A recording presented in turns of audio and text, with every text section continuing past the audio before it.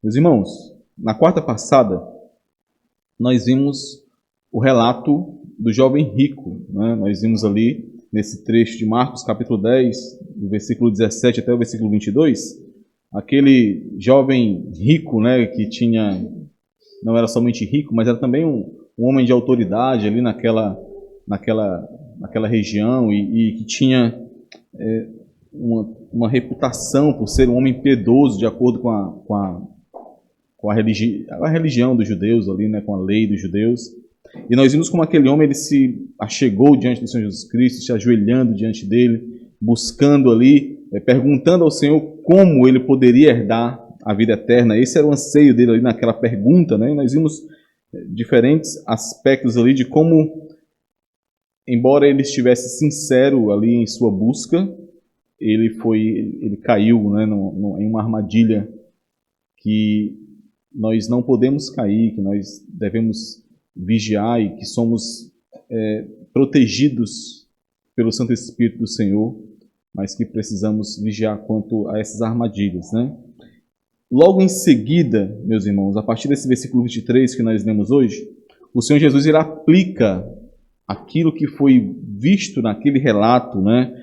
O ensino que poderia ser extraído daquilo que foi visto no jovem rico, naquela atitude dele, em toda aquela situação. O Senhor Jesus aplica isso na forma de um ensino aos seus discípulos, para que estes pudessem aprender, né, acerca desses perigos e acerca do que tinha acontecido ali, acerca do perigo de confiar nas riquezas, do perigo de confiar nos bens, do perigo de confiar em si mesmo, na carne, porque o que é representado ali por essas riquezas é exatamente tudo aquilo que não é o próprio Deus em que você confia. É por isso que lá nos versículos finais, como nós vamos ver, o Senhor fala sobre casa, irmãos, irmãs, né? Tudo aquilo em que nós podemos colocar nossa confiança, nos apegar e fazer disso um ídolo, né? O ponto central desse ensino do Senhor Jesus Cristo aqui, dessa aplicação para os seus discípulos, aquilo que nós vemos aqui nesses versículos, do versículo 23 ao versículo 31, é a salvação pela graça somente. É como não é possível ser salvo, herdar o reino dos céus, o reino de Deus, que era a pergunta, que era o questionamento, que era o anseio ali daquele jovem rico. Isso não é possível pelas próprias forças, pela bondade que você acha que você tem, ou por qualquer outra via, senão pela graça dada e manifestada por meio de Cristo Jesus. E eu gostaria, meus irmãos, de ler com os irmãos, aqui nesse início, nessa introdução, um texto muito rico, muito direto e muito explícito acerca dessa doutrina da salvação pela graça. Peço aos irmãos que abram aí em Efésios, capítulo 2, do versículo 1 ao 10.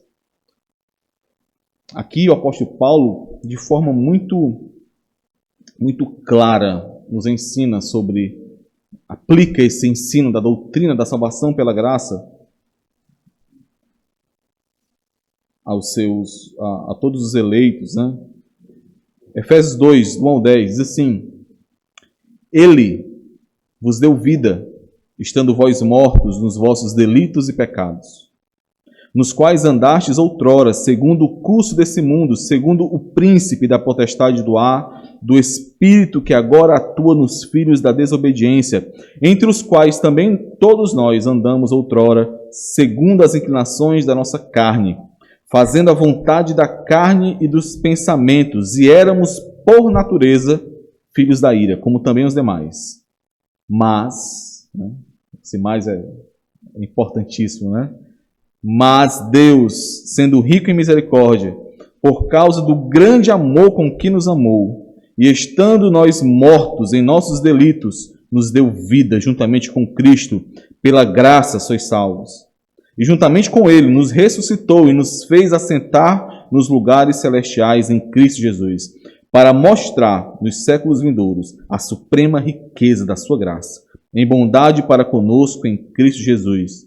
Porque pela graça sois salvos, mediante a fé, e isto não vem de vós, é dom de Deus, não de obras, para que ninguém se glorie, pois somos feitura dele, criados em Cristo Jesus para boas obras, as quais Deus de antemão preparou para que andássemos nelas. Amém. Louvado seja o Senhor. A salvação pela graça, meus irmãos, é uma das verdades mais caras para todo crente, para todo filho de Deus. Mas e quando essa verdade ela começa a ser vista somente como um conceito, como uma palavra? Nós, tão pecadores que somos, tão facilmente nos inclinamos a isso. A pegar verdades tão ricas, tão profundas, e deixar de percebermos a profundidade e a aplicação direta dessas verdades no nosso caminho, porque o nosso caminho, o caminho do discipulado, meus irmãos, é um caminho onde nós aplicamos cada uma dessas verdades que nos são reveladas. É por isso que de nada serve ouvir a palavra de Deus, conhecer a palavra de Deus, se essa palavra não penetrar em nossos corações e nos colocar em uma prática piedosa, em uma prática de submissão a essa palavra e à vontade de Deus. Como a graça impacta a prática do caminho do discipulado? Nós precisamos refletir, não somente sobre essa doutrina da graça, mas em todo e qualquer conhecimento que nós recebemos aqui, como a graça impacta a prática do caminho do discipulado. Como a graça me leva a buscar santificação. Como a graça me leva a ter o anseio por testemunhar de Cristo de forma que outros também o sigam. Como a graça, como essa doutrina da graça, o conhecimento da graça me leva a isso. Nós refletiremos sobre a graça do caminho, que é o nosso tema de hoje, né? Em 3 pontos, meus irmãos. Nós veremos aqui, do versículo 23 ao versículo 25. A desgraça de confiar em si mesmo, ou de confiar na carne, do 23 ao 25. No ponto 2, a graça da salvação, versículos 26 a 27. Né? E os versículos finais, de 28 a 31, a recompensa da graça. Nós refletiremos esses 3 pontos acerca da graça do caminho do discipulado. Vamos ao primeiro ponto, né, do versículo 23 a 25. A desgraça de confiar em si mesmo. Vamos ler os versículos 23 a 25. Então Jesus, olhando ao redor, disse aos seus discípulos: quão dificilmente entrarão no reino de Deus os que têm riquezas. Os discípulos estranharam estas palavras, mas Jesus insistiu em dizer-lhes: filhos, quão difícil é para os que confiam nas riquezas entrar no reino de Deus. É mais fácil passar um camelo pelo fundo de uma agulha do que entrar um rico no reino de Deus.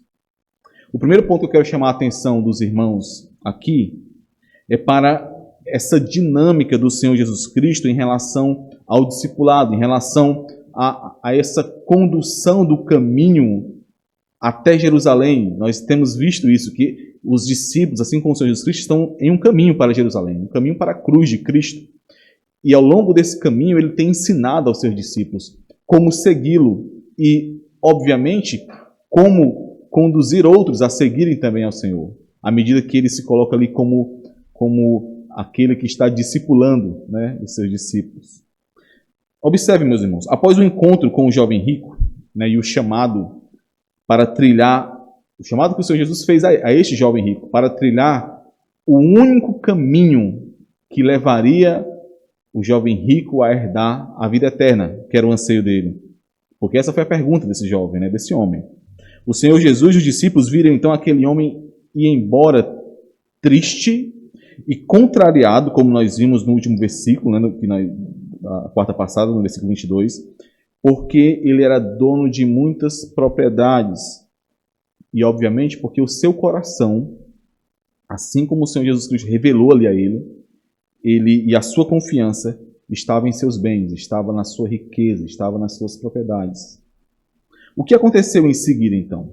O Senhor Jesus Cristo, ele olhando ao redor, o texto é bem enfático em relação a isso, né? Ele olhando ao redor, ou seja, buscando os seus discípulos, buscando ali a visão dos seus discípulos, ele lança uma bomba entre eles, né? Nós vamos já ver por que eu estou dizendo que ele lança uma bomba entre eles.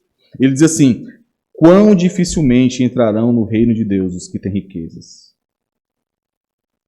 Antes de vermos porque isso foi uma bomba para os discípulos, nós precisamos perceber que o Senhor Jesus está aqui conduzindo os seus discípulos a refletir sobre aquilo que aconteceu com o jovem rico.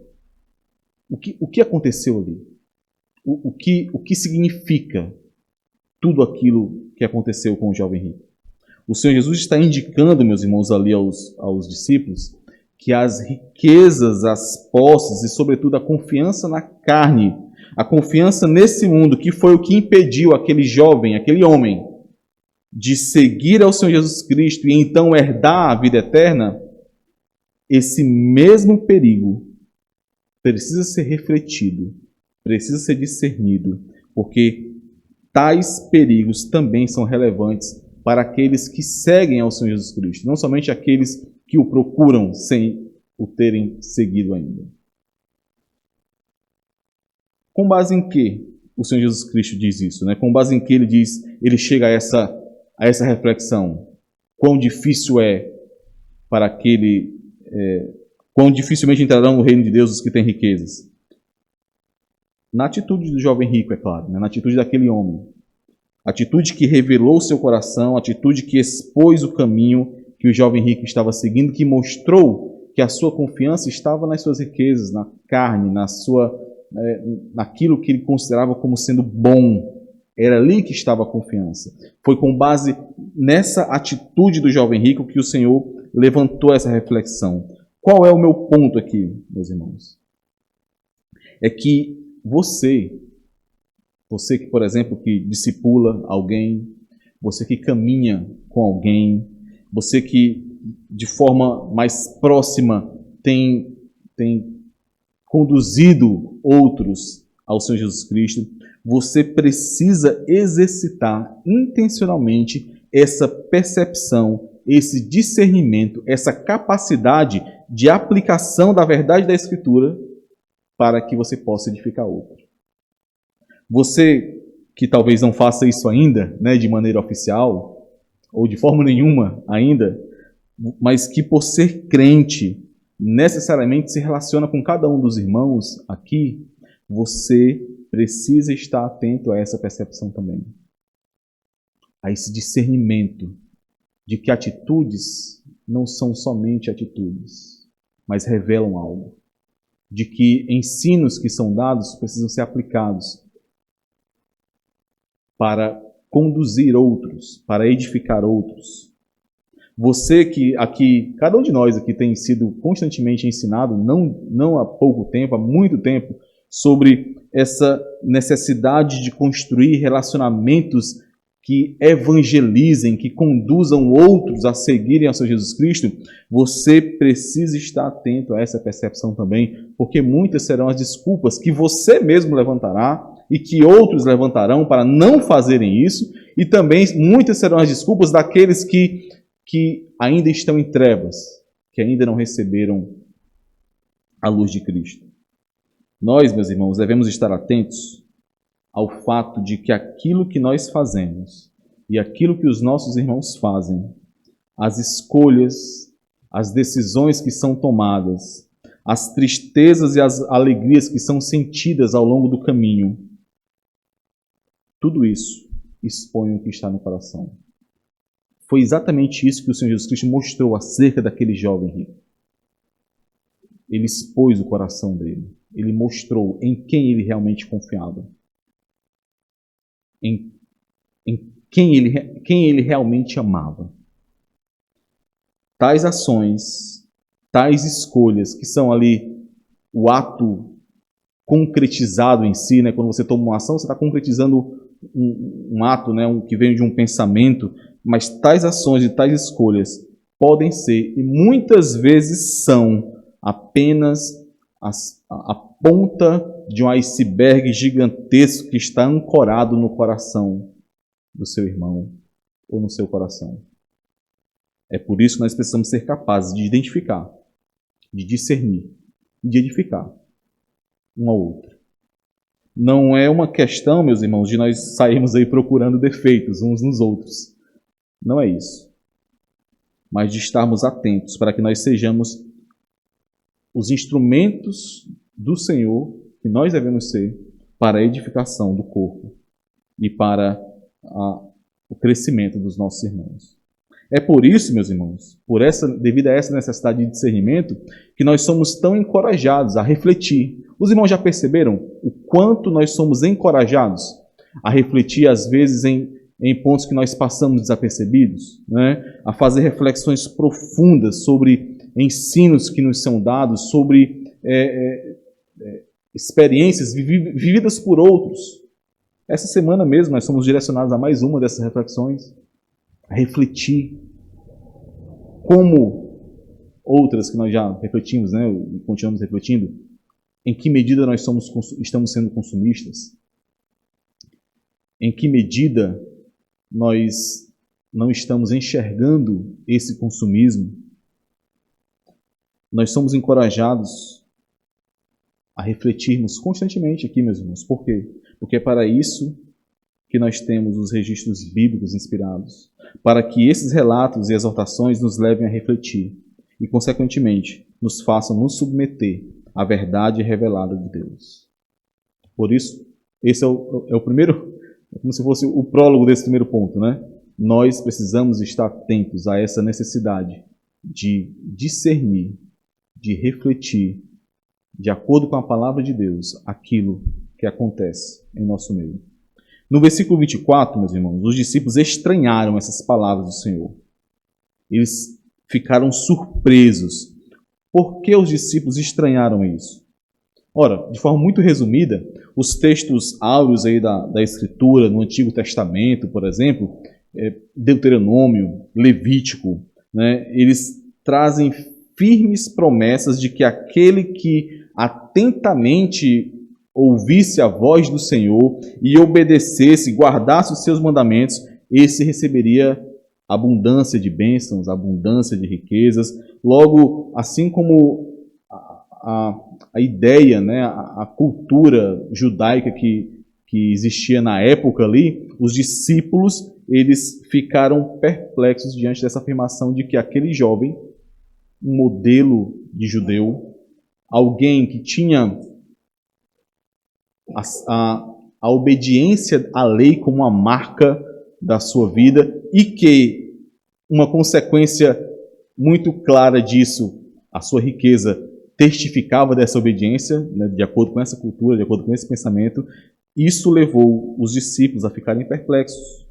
Se os irmãos lembrarem, quando nós refletimos aqui em Mateus capítulo 7, no Sermão do Monte, né? Quando nós chegamos em Mateus 7, nós vimos ali os 3 pilares da piedade dos judeus. Os irmãos lembram que nós vimos ali que a oração, né, nós refletimos sobre o anonimato disso, né, como os crentes, as novas criaturas fazem isso de maneira perfeita, né, no anonimato ali daquela piedade, daquele exercício de piedade, mas nós vimos ali três pilares da piedade dos judeus: oração, jejum e as esmolas, né?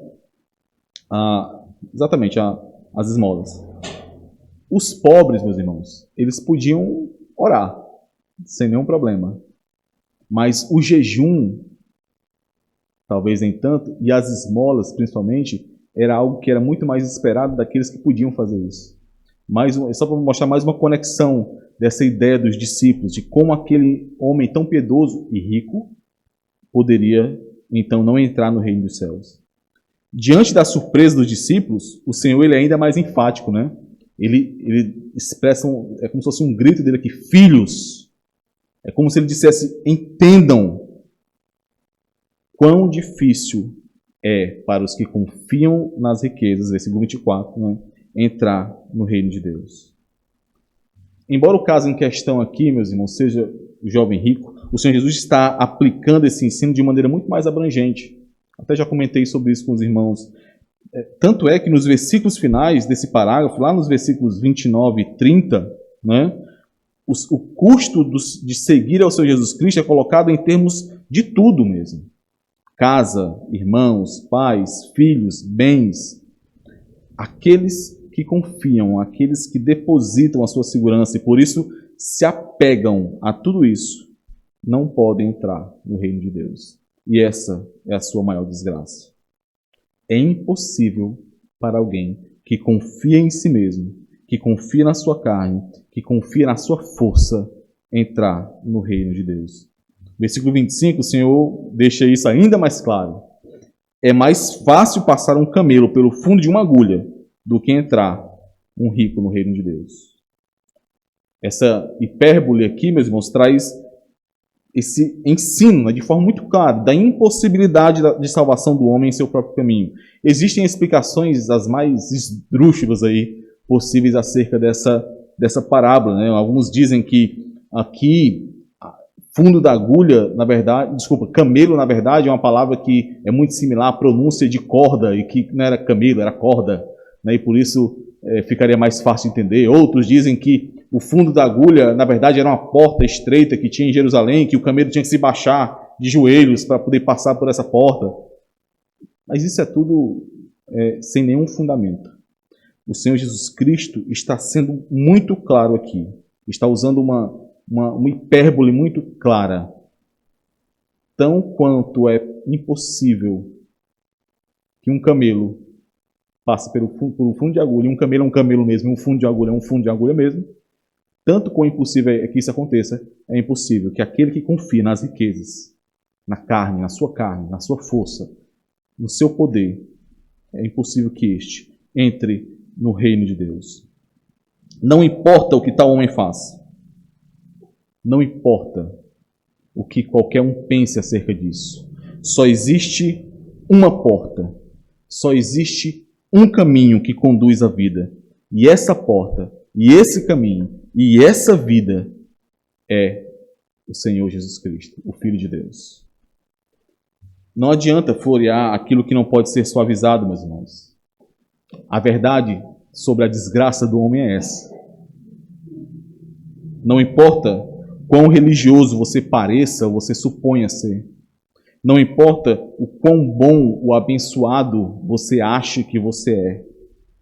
Não há nada que você possa obter, fazer ou ser para que você seja livre do caminho de perdição ao qual todo aquele que não crê em Jesus Cristo está condenado. Não importa o quão bom ou capaz você acha que você seja, nunca será suficiente. Tem uma ilustração muito interessante de 3 nadadores, né? Vamos supor que nós aqui reunimos 3 nadadores e lançamos esses 3 nadadores ali na costa ali, né? No mar ali. Vamos para Marjolândia, que todo mundo vai de Russas, vai para Marjolândia, né? A gente vai lá, deixa lá em Marjolândia, né? E a gente diz para esses 3 que eles vão ter que nadar, sair, né, daquela costa até o Rio Grande do Sul, pelo mar, né? Eu fiz aqui uma pesquisa rápida, daria algo em torno de 7.000 a 10.000 quilômetros a nado, né? Aí um desses nadadores é um nadador olímpico, outro é um mediano e outro poderia ser eu, né? Que nada pouco e ruim, né? Beleza. Primeiro nadador, ele olímpico, muito bom, ele nadou 1.000 quilômetros e morreu. Não tinha o que fazer. Ele não ia nadar 10.000 quilômetros. Nadou 1.000 quilômetros e morreu. O segundo, mais ou menos, né, nadou 50 quilômetros e morreu. Meus irmãos, é do Ceará até o Rio Grande do Sul a nado. O terceiro, que não vou mais dizer que sou eu, né, que aí é covardia, ele nadou 1 quilômetro e morreu. Você pode pensar assim, né? Rapaz, o nadador olímpico, ele é mil vezes, ele foi 1.000 vezes melhor que o último. Porque ele nadou 1.000 quilômetros e o outro nadou 1. Mas a questão é, qual dos 3 está menos morto? Né? Todos morreram. Ninguém é capaz de realizar esse trajeto, esse percurso via mar, confiando em suas braçadas, em suas pernadas, em sua força. Toda e qualquer tentativa de confiar, meus irmãos, em nós mesmos, em nossos relacionamentos terrenos, em nossas realizações humanas, na nossa carne, toda e qualquer tentativa de confiança na carne ou em nós mesmos está fadada ao fracasso. Confiar, apegar-se a qualquer coisa nesse mundo, na sua carne, na sua força, na sua forma de alcançar a vida eterna, isso só conduzirá ao fracasso. O reino de Deus pertence àqueles que nada têm, àqueles que nada podem, àqueles que nada são. Os humildes de espírito, como no Sermão do Monte do Senhor Jesus Cristo diz em Mateus 5.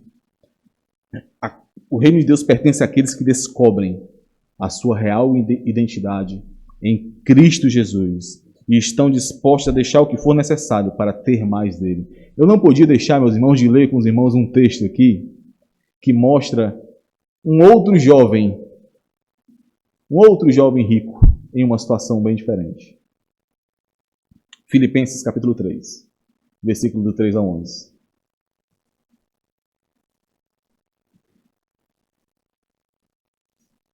A história de outro jovem que acabou diferente, né?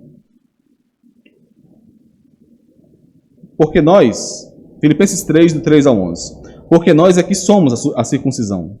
Nós que adoramos a Deus no Espírito e nos gloriamos em Cristo Jesus e não confiamos na carne. Bem que eu poderia confiar também na carne. Se qualquer outro pensa que pode confiar na carne, eu ainda mais. Circuncidado ao 8º dia, da linhagem de Israel, da tribo de Benjamim, hebreu de hebreus, quanto à lei, fariseu, quanto ao zelo, perseguidor da igreja, quanto à justiça que há na lei, irrepreensível. Mas o que para mim era lucro, isto considerei perda por causa de Cristo.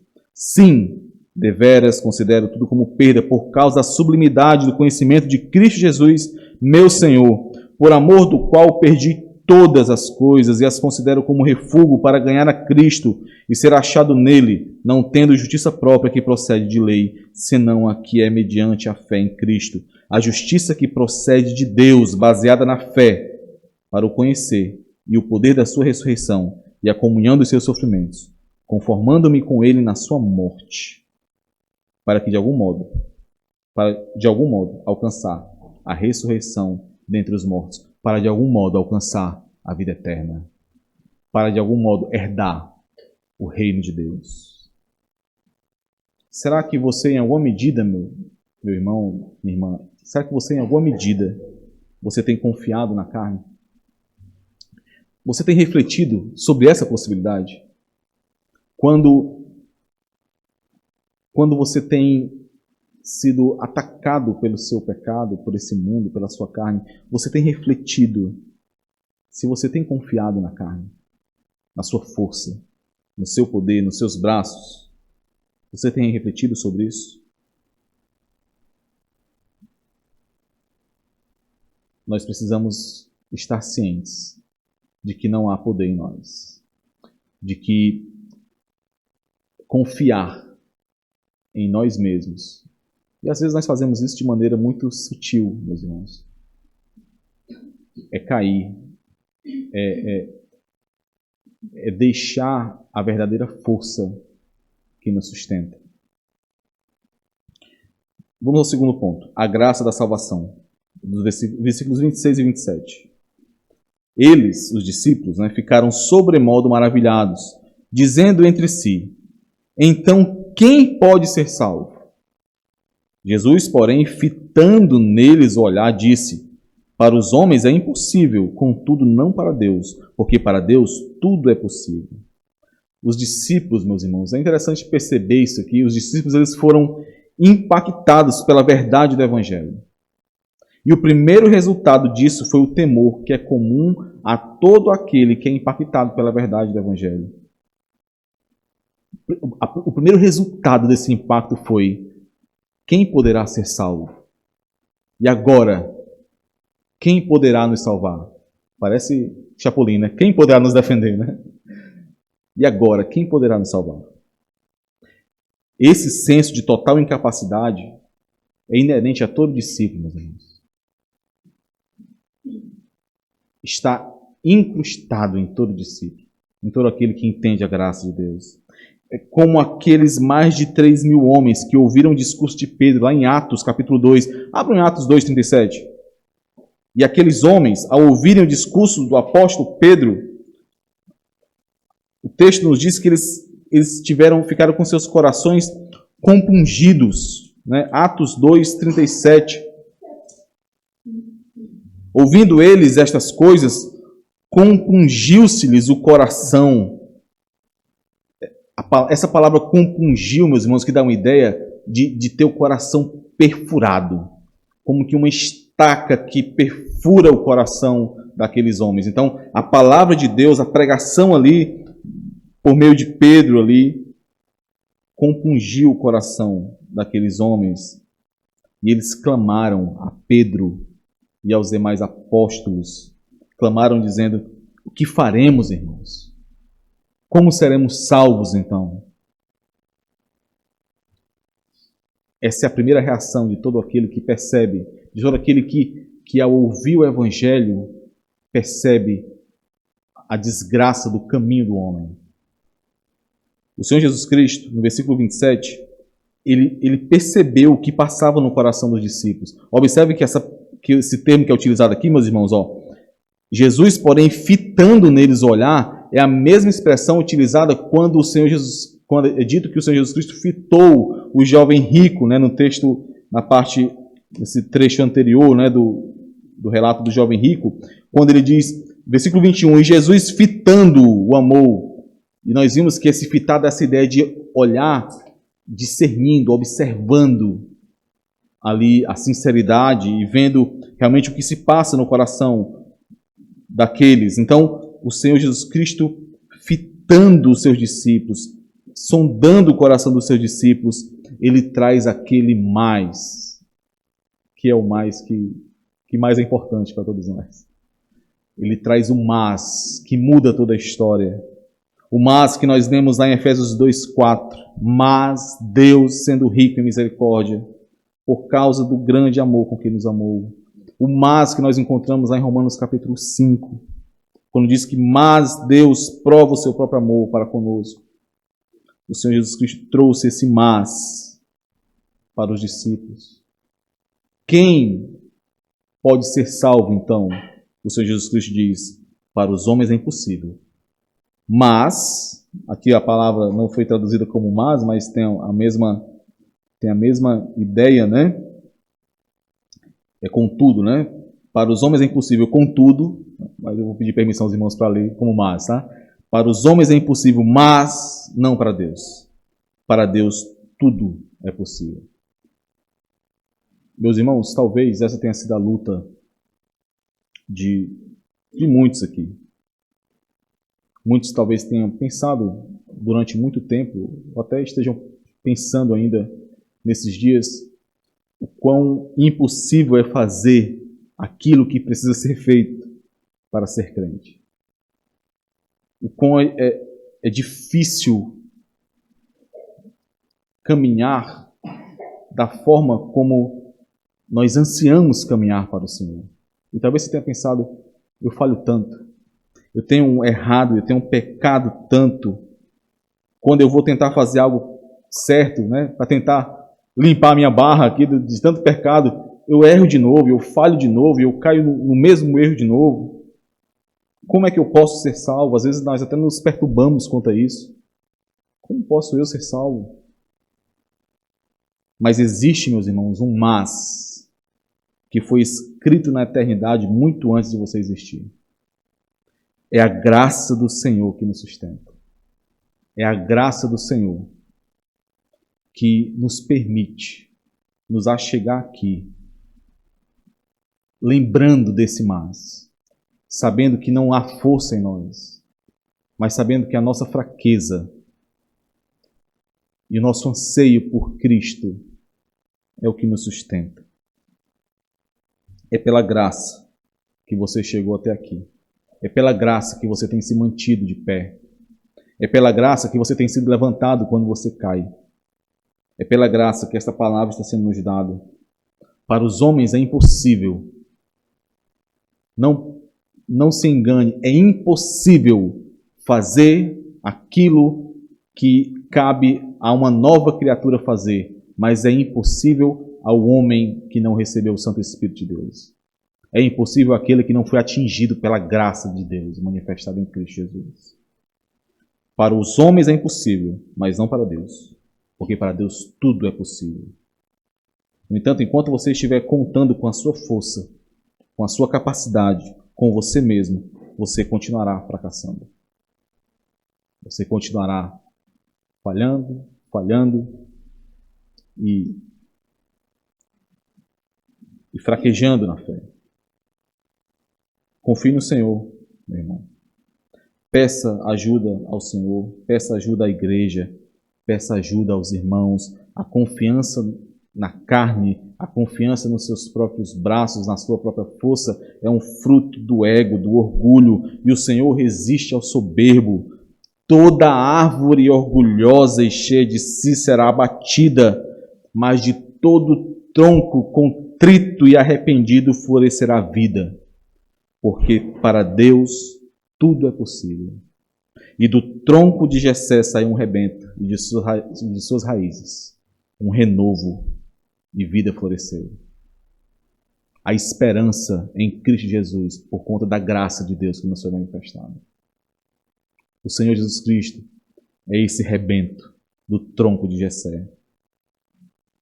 Somente pela graça do bom Deus nós somos salvos. A graça é quem nos sustenta nesse caminho.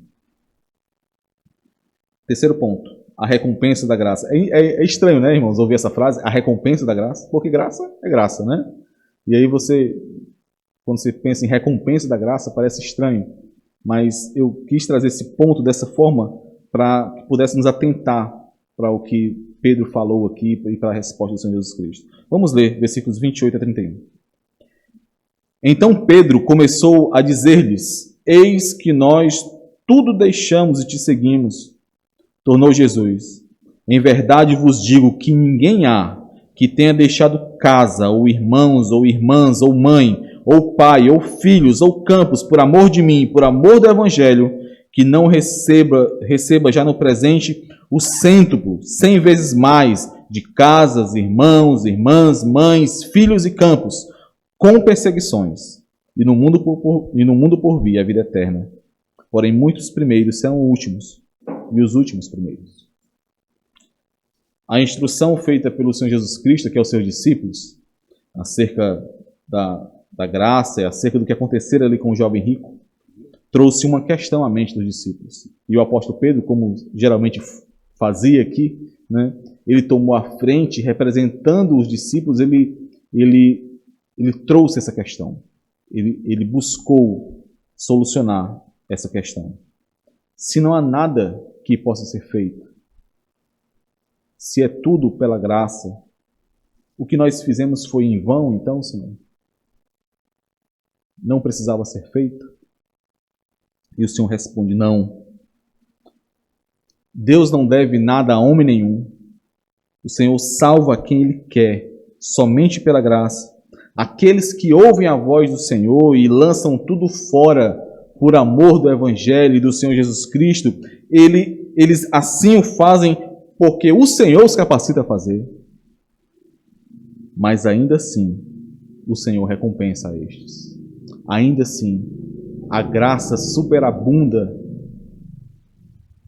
A graça é derramada de maneira ainda mais abundante na vida destes.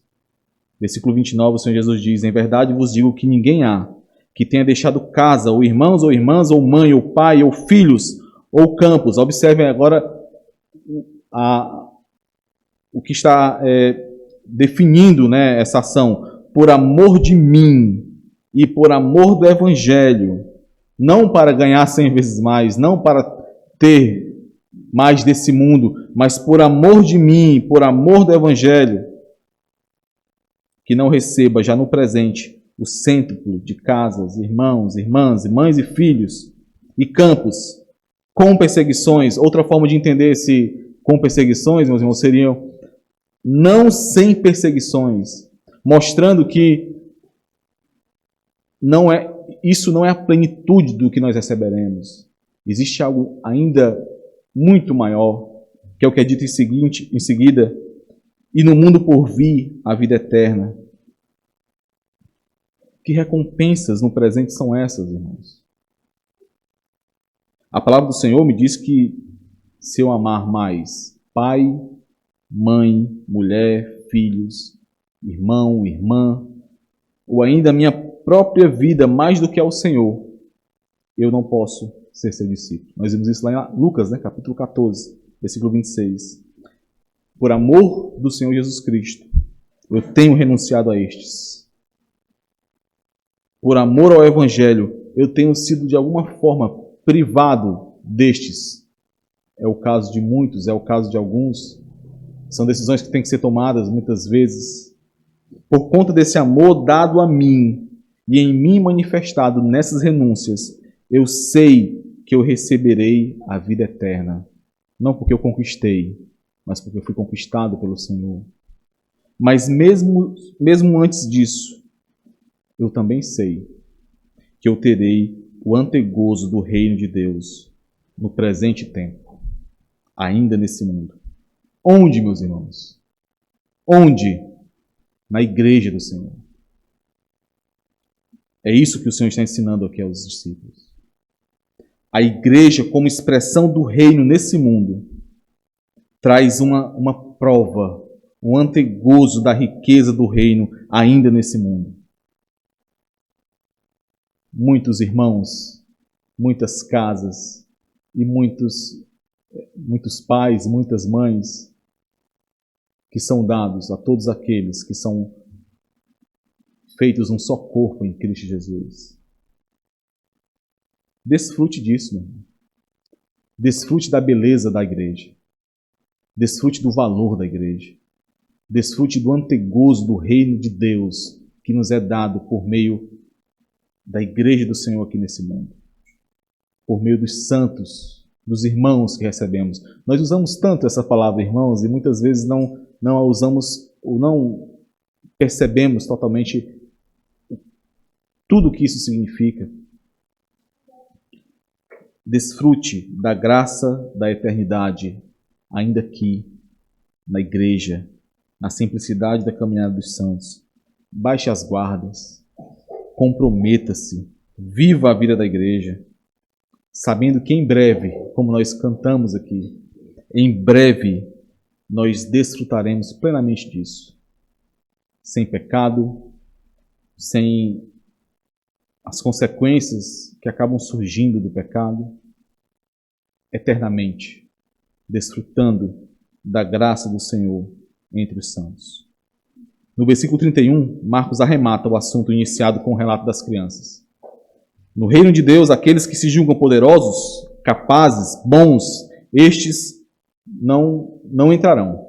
Estes não farão parte, mas aqueles que recebem o reino como crianças, sabendo que não têm poder algum, dependendo em tudo do Senhor e da sua graça, cientes da sua fraqueza, da sua necessidade, a estes pertence o reino de Deus. No reino de Deus, aqueles que são valorizados de acordo com os padrões desse mundo, estes serão lançados fora.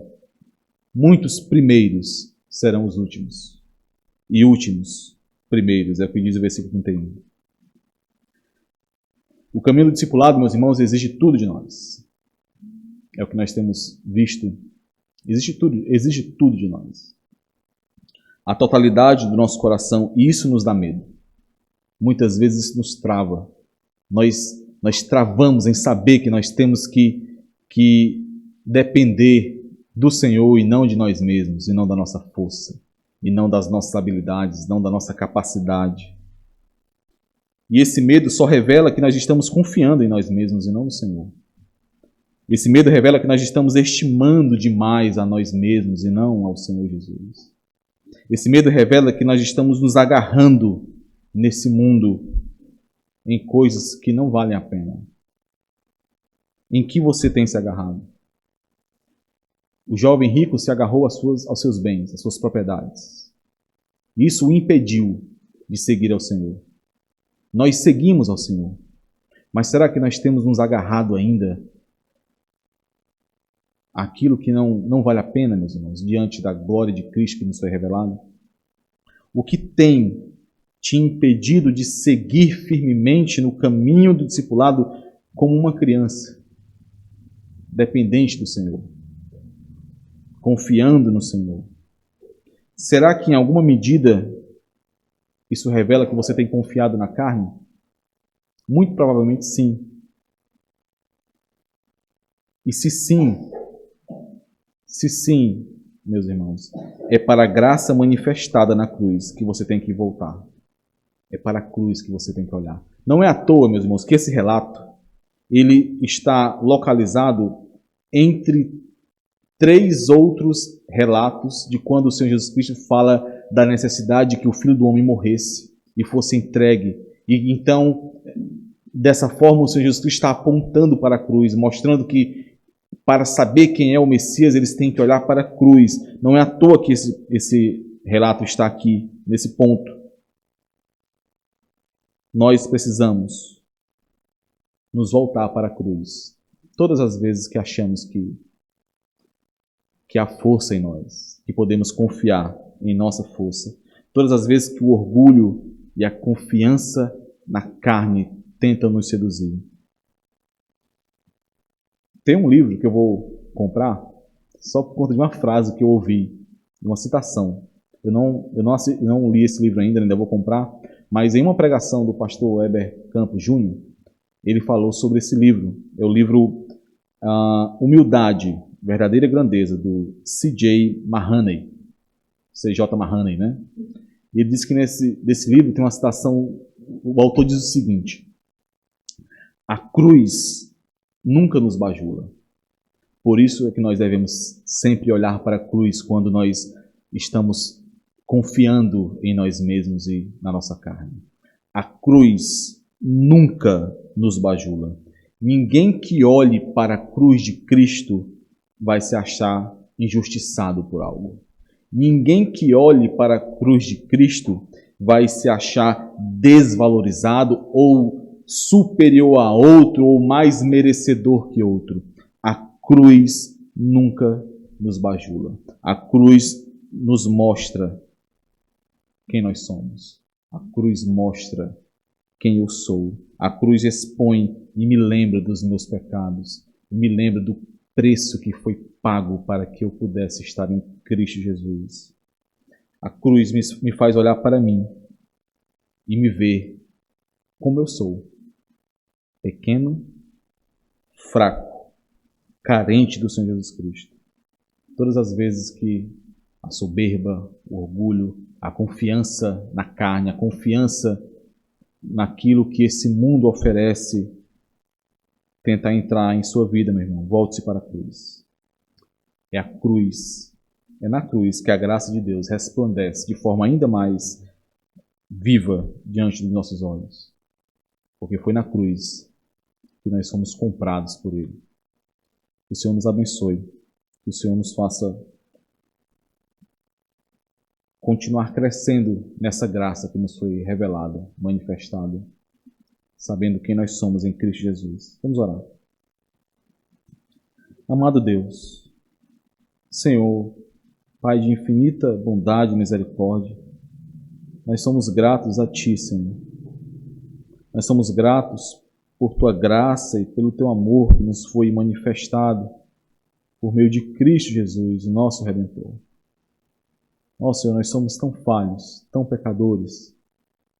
Nós estamos tão distantes de merecermos tudo aquilo que o Senhor tem nos dado, mas de forma tão ousada. E essa ousadia vem somente da nossa fé e da nossa confiança nele, Senhor, em Cristo Jesus. É somente confiados nele, Senhor, que nós aqui te clamamos, te pedindo que o Senhor nos faça compreender de forma vívida, cada vez mais, a graça que nos foi dada. Que isso, Senhor, nos impulsione a sermos discípulos do Senhor Jesus Cristo e fazermos outros também, levarmos outros também a serem discípulos, a seguirem ao Senhor Jesus. Ó Senhor, quebra o orgulho que há em nós, quebra todo e qualquer sentimento de bondade em nós que não esteja associado, atrelado a Cristo, nosso Senhor. Nos ajuda, Senhor. No nome dele é que nós pedimos. Amém.